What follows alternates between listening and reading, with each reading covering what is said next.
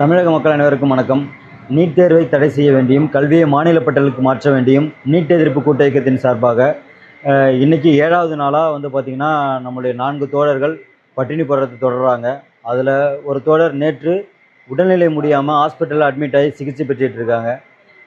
நம்முடைய நோக்கம் ஒன்று தான், நீட் விலக்கை பெறணும், கல்வியை மாநில பட்டியலுக்கு மாற்றணும் அப்படிங்கிறது தான்.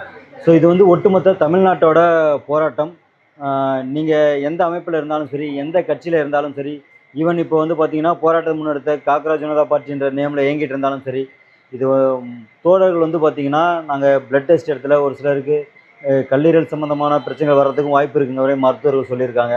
ஸோ அவர்கள் போராட்டம் இன்னும் ரொம்ப நாள் தொடர்ந்து அவர்கள் உடல்நிலையும் மோசமாகும். ஸோ இந்த போராட்டத்தை நம்ம அடுத்தக்கடுத்து கொண்டு போகணும் அப்படிங்கிற பட்சத்தில் எல்லோரும் ஆதரவு கொடுங்க.